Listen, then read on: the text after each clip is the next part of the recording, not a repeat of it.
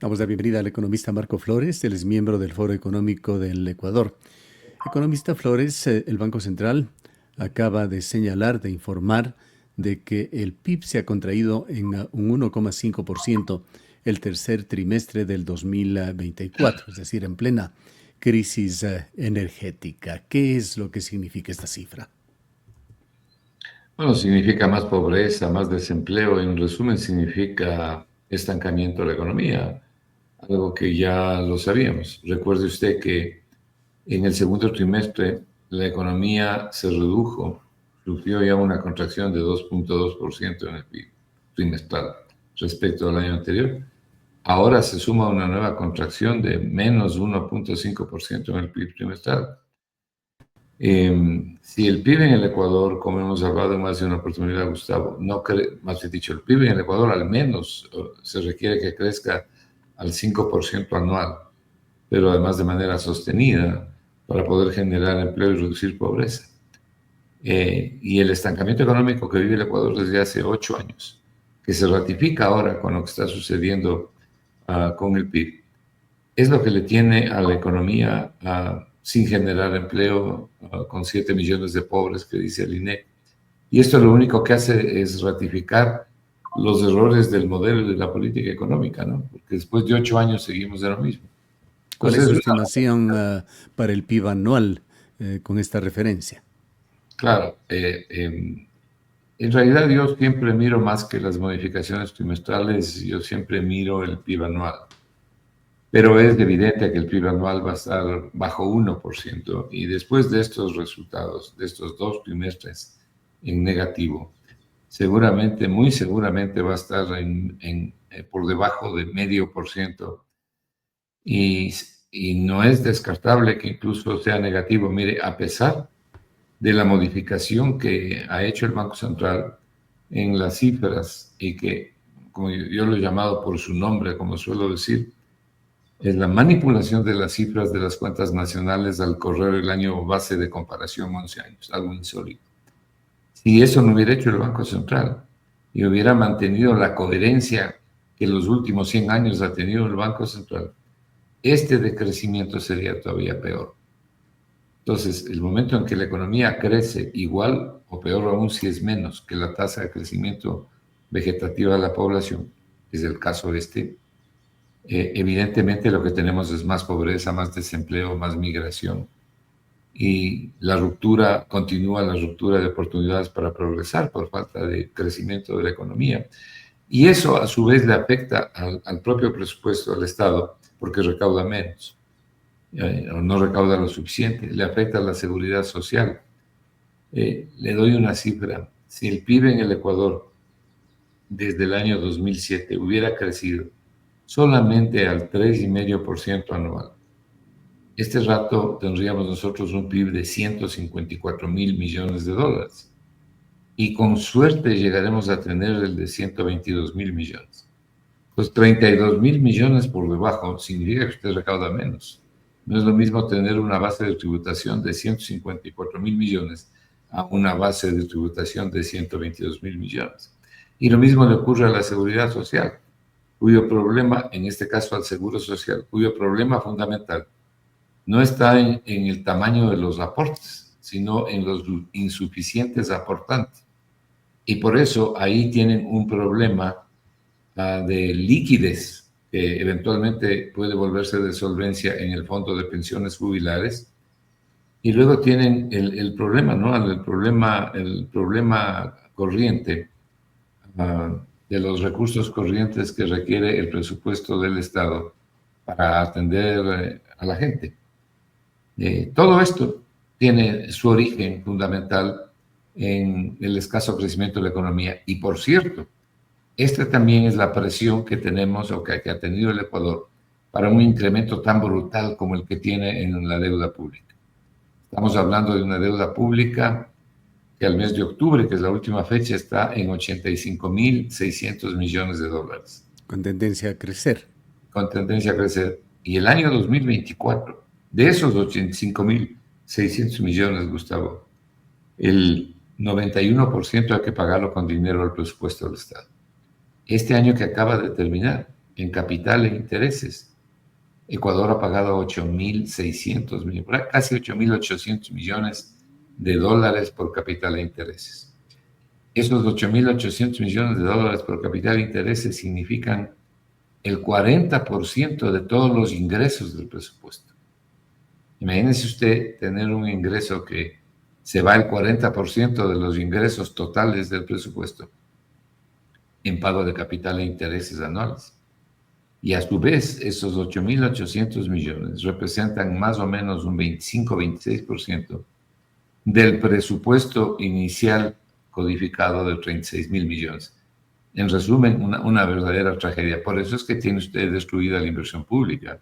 ¿Qué posibilidades ve usted de un giro en estas cifras? ¿Qué tendría que darse en Ecuador para que mejoren, incluyendo, por supuesto, un crecimiento por lo menos positivo de la economía? Depende de quién gane las elecciones. Depende de quién gane las elecciones, porque lo que está en juego aquí son dos modelos, ¿no? Dos concepciones totalmente diferentes. La una que es una concepción neoliberal, y no ahora, desde hace 8 años, en mayo ya son 8 años, pero además de un neoliberalismo extractivista, cuyos resultados, por donde usted regrese a ver, son los que el país conoce, en la salud, en educación, en obra pública, en la seguridad, en la deuda pública. Y otro modelo de quienes pensamos que la inversión pública no puede ser destruida, que tiene que ser complementaria con la inversión privada, que no hay que olvidarse de invertir en la gente y que en un país con 7 millones de pobres como es el Ecuador, al menos 7 millones de pobres, lo que menos puede hacer el Estado es ofrecerles buenos servicios. La gente se está muriendo por falta de diálisis, porque no hay remedios, porque no les pueden curar, porque además no hay citas, no hay oportunidad para las cirugías, hay más de 8.000 cirugías represadas. Es decir, aquí tenemos un Estado ausente, pero tenemos un Estado ausente con un grupo que hace grandes negocios y que logra grandes beneficios para su entorno. Y ese entorno no es la realidad del país. Entonces, el Ecuador requiere un cambio sustantivo de las políticas públicas y particularmente las políticas económicas, pero además requiere un cambio de quienes llevan adelante esas políticas públicas y esas políticas económicas, comenzando por quienes están a cargo de la parte económica, Banco Central, Ministerio de Finanzas y el propio gobierno en general. Al hablar usted de dos opciones, está descartando a los 14 candidatos. Está hablando usted de las dos opciones que polarizan las encuestas. En buena medida sí, pero mire, hoy en la mañana un colega suyo me hacía una entrevista y me preguntaba algo como lo que usted me está preguntando, y yo lamentaba lo que está pasando aquí con la llamada izquierda del Ecuador. Esta debe ser la peor izquierda que hay en Latinoamérica, porque jamás se ponen de acuerdo en nada. Entonces pasan haciendo la revolución en los cafés y tienen largas disquisiciones filosóficas mientras la derecha y la extrema derecha neoliberal gana terreno y se consolida. Entonces aquí los dirigentes de los partidos llamados de izquierda en el Ecuador están peleándose entre ellos. Es decir, ni siquiera llegan a un mínimo de acuerdo, de apoyo en la segunda vuelta para el candidato o candidata que de ese sector ideológico político pase a la segunda vuelta. Entonces, claro, ¿quiénes son los presidentes que han llegado en los últimos años al gobierno ecuatoriano? Los tres últimos, Moreno, Lazo, Noboa, no llegaron ahí por la cigüeña, llegaron ahí porque les puso la gente. Entonces, después la gente se queja, pero es la gente la que con su voto los llevó ahí. Y desgraciadamente este parece ser un comportamiento recurrente a pesar de las circunstancias, a pesar de los resultados. Ojalá en estas últimas horas que faltan para el debate, en estos últimos días que faltan para las elecciones, haya racionalidad y se pueda actuar con racionalidad. Quisiera preguntarle a usted sobre propuestas de uno de los partidos de izquierda, quizá el que más se identifica con ideas de la izquierda, de la vieja, de la tradicional izquierda, Unidad Popular. Sus candidatos estuvieron en Cuenca, hablaron de una moratoria del pago de la deuda y que con esto existiría suficientemente dinero en la economía para generar fondos para el empleo, la vivienda, el emprendimiento. ¿Ve usted eso como una fórmula factible?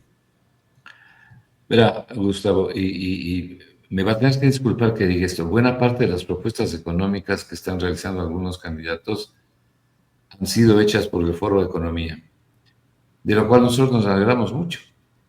El problema es que algunas de las propuestas que han sido recogidas se están distorsionando. Por ejemplo, nosotros hemos propuesto una reestructuración de los pagos de la deuda pública, buscar esa posibilidad. Al Ecuador no le conviene ni de lejos el no pago de la deuda, porque queda aislado del financiamiento internacional, de los multilaterales, que son quienes están manteniendo el presupuesto. Pero por otro lado, el Ecuador no puede continuar pagando 9.000 millones de dólares en capital e intereses. Entonces, ¿qué es lo que nosotros proponemos? Lo que nosotros proponemos es generar un ahorro fiscal a través del diferimiento del pago de la deuda externa. ¿Por qué de la deuda externa y no de la interna? Porque en la deuda interna no tiene ningún espacio para hacer eso. Ya los espacios fueron copados. El mismo Foro de Economía, nosotros mismos sugerimos una reestructuración de la deuda con el Banco Central. Esto ya se hizo en el gobierno de Lazo. Usted no puede dejar de pagarle al Seguro Social. No puede dejar de pagar los CETES, los certificados de tesorería que están en manos de la gente, de las empresas. No puede dejar de pagar los bonos que compraron los bancos. Y no puede dejar de pagar los bonos que ha comprado la gente aquí en la deuda interna. En la deuda externa, que es más o menos un 55% de la deuda total. Entonces, ahí hay que buscar los espacios. Ahora bien, estos espacios requieren más o menos un ahorro para el presupuesto del Estado. El espacio fiscal debe ser aproximadamente en la coyuntura, o sea, en los próximos 2 años, de aproximadamente 2.000 millones de dólares. Pero eso no depende solo de los ecuatorianos, depende también de los acreedores. Entonces, lo que hay que hacer es algo que aquí en su programa nosotros le hemos propuesto reiteradamente desde hace tiempos, un equipo de primer nivel de profesionales que se encargue de buscar una reestructuración, un nuevo plan de pagos, que mejor si es que se puede lograr reducir tasas de interés. Con los multilaterales eso es muy difícil, pero por lo menos diferir los pagos como logró Argentina, ¿no es cierto? Argentina, Con quiénes se conversaría para esto? bueno, les estamos debiendo a los tenedores de bonos 16.000 millones de dólares. A los países amigos les debemos 8.000 millones de dólares. Y a los multilaterales, solo al Fondo Monetario le debemos 11.000 millones de dólares. Solo al Fondo Monetario el año pasado le hemos pagado 1.150 millones de dólares. Y en este año 2025, solo al Fondo Monetario tenemos que pagarle otros 1.155 millones de dólares y la misma cantidad el año siguiente y el año subsiguiente. Argentina recibió un crédito del Fondo Monetario de 46.000 millones. Y cuando llegó la hora de los pagos, en el gobierno del señor Fernández no tuvieron el dinero para pagar. Entonces, ¿qué hizo el fondo? Le dio un nuevo crédito para que con esa plata le pague el propio fondo. Bueno, el Ecuador tiene que ir hacia allá. Ahora, podría darse el caso de que los acreedores, además, el plan de pagos que tiene que establecer el Ecuador debe estar en función del crecimiento de sus exportaciones y del crecimiento del PIB, porque si no, no vamos a poder pagar. Y mientras se genera el crecimiento de la economía, entre otras cosas, para pagarles a ellos mismos. Pero podría darse el caso de que hubiera una necedad. En ese caso, el Ecuador tiene que ir a una moratoria programada de 2 años del pago de la deuda porque no tiene forma de poder pagar. Pero eso hay que tratar de evitarlo, hay que buscar acuerdos amigables, no depende solo de los ecuatorianos. Le decía, la deuda con los multilaterales es una deuda muy grande, ¿no? De casi 30.000 millones de dólares, 27.000, 28.000. Tenemos 16.000 millones con los tenedores de los bonos. Algunos de ellos deben ser seguramente ecuatorianos. Tenemos una deuda de 8.000 millones más o menos con los países amigos.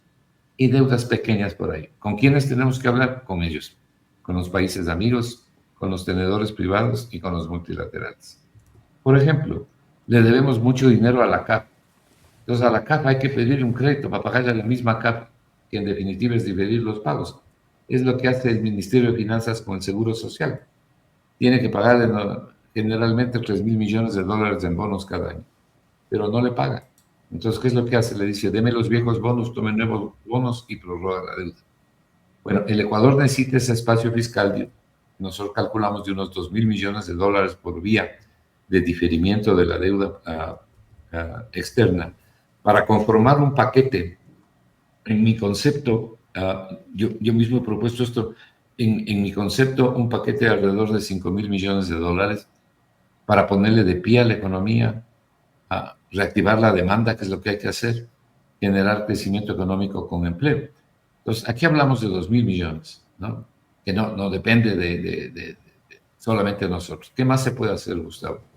Ahora, Eh, yo lo que quisiera preguntarle con estas maniobras que va a tener que hacer cualquiera que sea el gobierno que suceda o si es que sigue el señor Noboa, eh, ¿cuáles de estas decisiones, de estas políticas, constituirían un riesgo a la dolarización? Acabamos de ninguna. conmemorar sus 25 años y por lo menos la dolarización, si bien no ha traído riqueza al país, sí nos ha mantenido con una inflación baja, razonable y también con estabilidad.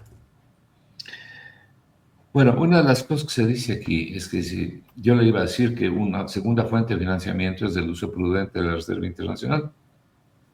¿Qué llamo yo un uso prudente de la Reserva Internacional? Hoy tiene usted una Reserva Internacional en 7.500 millones de dólares. De ahí se puede tomar, en mi concepto, 1.500 millones de dólares. Yo no tomaría más que eso. Es más, siempre mantendría una reserva al menos igual a las reservas bancarias de las instituciones privadas. Entonces podríamos tomar 1.500 millones para sumar a esos 2.000 millones.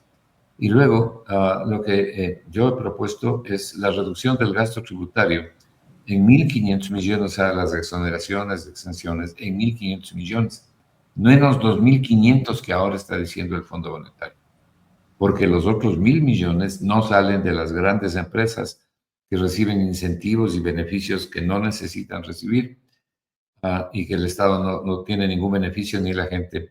Los 2.000 millones saldrían de las personas, de las familias.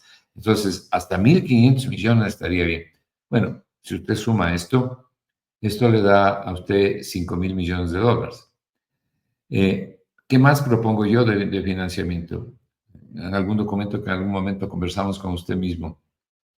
Mire, Gustavo, la diferencia en el precio de importación de los combustibles y el precio de venta interno de los combustibles es más o menos 1.800 millones de dólares. En el año, termina siendo en el año 2024 1.800 millones de dólares.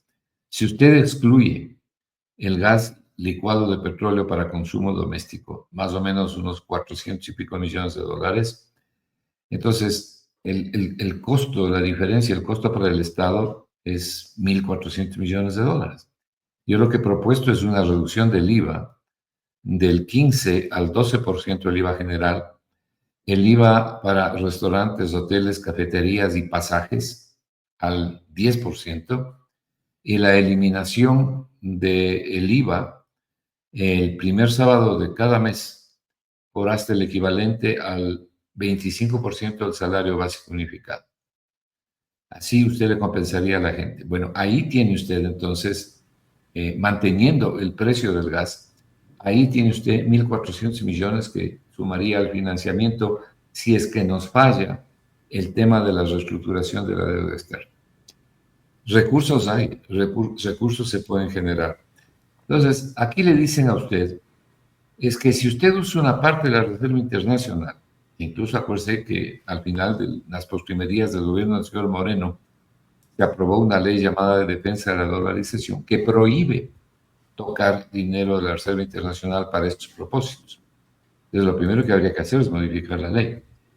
Pero resulta que el año pasado se bajaron 4.500 millones de dólares de la reserva y lo pasaron al gasto corriente y al pago de la deuda a través de un artificio conocido como convenios de liquidez, que ni siquiera son convenios de liquidez, sino lo que el ministro de Finanzas llama acuerdos con el Banco Central, en definitiva, y tratamiento de la liquidez.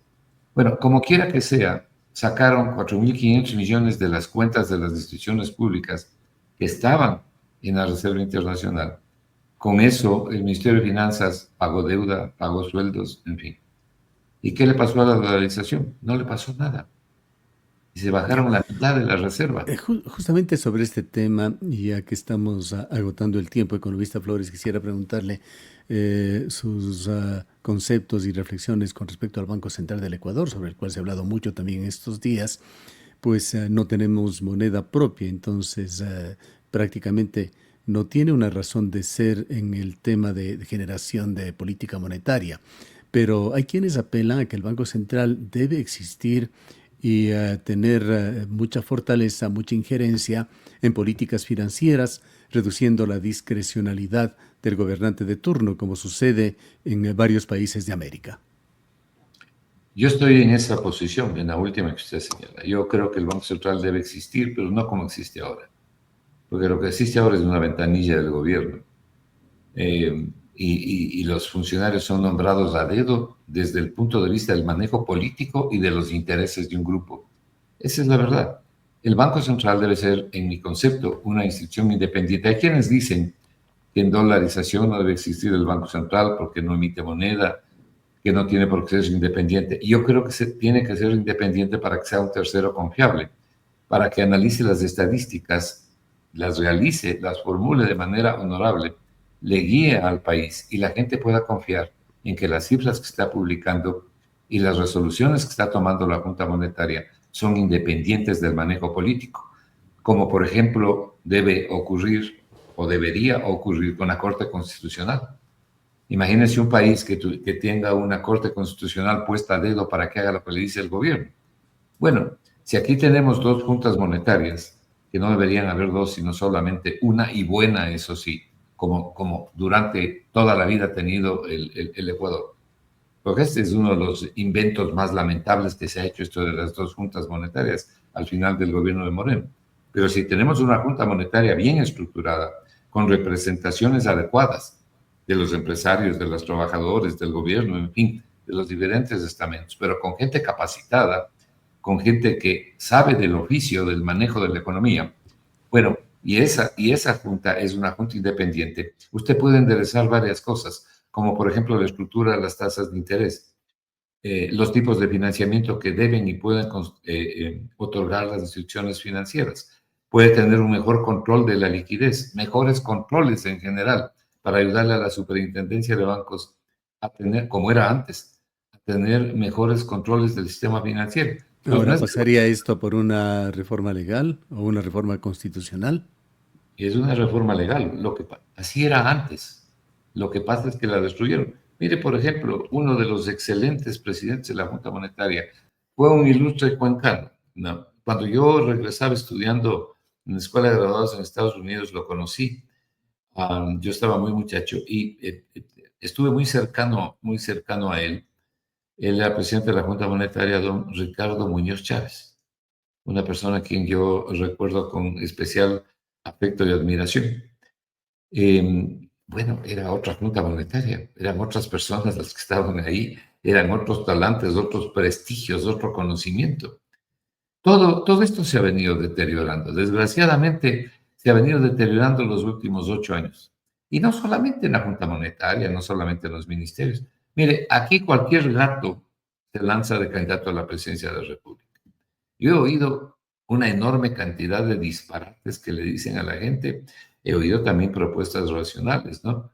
Por ahí luego a un señor que dice que va a traer aquí más de 100 bancos extranjeros para que bajen las tasas de interés. Primero, el que vengan los bancos aquí, si es que vienen, no significa que bajen las tasas de interés, pero no van a venir porque los bancos, los pocos que habían aquí ya se fueron más bien. Panamá, Panamá tiene 80 bancos, luego de más de 100 años de ser un centro financiero mundial. Son las tonterías que por ahí cualquiera dice, porque se le ocurre ser candidato a la presidencia o porque tiene un poco de dinero que le permite comprarse un partido Bien. o entrar a un partido. No quisiera dejar de preguntarle, economista Flores, antes del cierre de este diálogo, ¿qué piensa usted sobre este mito de la minería? Impulsado fuertemente desde que tenemos uso de razón, muy fuertemente en el gobierno de Correa, de Lenín Moreno, con Lasso y actualmente con Noboa. El Consejo Provincial de la SUAY generará un espacio para una asamblea provincial muy pronto en Cuenca y el día de hoy se ha reunido el Consejo Municipal para tratar este tema de la sustentabilidad de las fuentes de agua en contraste con el impulso a estos proyectos mineros. Yo me uno a todas esas representaciones porque yo estoy a favor de la vida, estoy a favor del agua limpia, estoy a favor de la naturaleza. No existe en el mundo minería que no contamine. Lo que pasa es que algunas contaminan más que otras, la explotación minera. Pero para el Ecuador es un mito porque se le miente. A ver, yo me remito a las cifras que publica el SRI. ¿Cuánto ha recibido el Ecuador por minería el año 2024? 220 millones de dólares. La riqueza minera no se queda en el gobierno, en el Estado ecuatoriano. Se la llevan, pero con un costo enorme, con una deforestación, una devastación enorme. No están locas las familias que están enfermas y que están reclamando. No están locos los cuencanos y los azuayos que se pronunciaron sobre esto. No están locos quienes votamos aquí en el Ecuador para que no haya minería metálica aquí en el Chocó andino. No están locas las comunidades de la Amazonía que tienen graves enfermedades y han sufrido graves daños por la indiscriminada explotación que se ha hecho en sus regiones.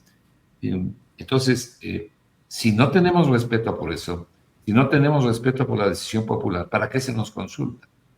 Entonces, la gente tiene derecho de pronunciarse. Entonces, el único mito que hay aquí es el mito de que esta es la gran riqueza futura del Ecuador. Entonces, yo respeto a quienes les guste el negocio minero y respeto que quieran ganar dinero, pero no a costa del sacrificio de la vida. Bien. De manera que yo mantendré siempre esa tesis. Queremos agradecer al economista Flores por habernos acompañado. Un buen día, felicidades. El economista Marco Flores es miembro del Foro Económico del Ecuador.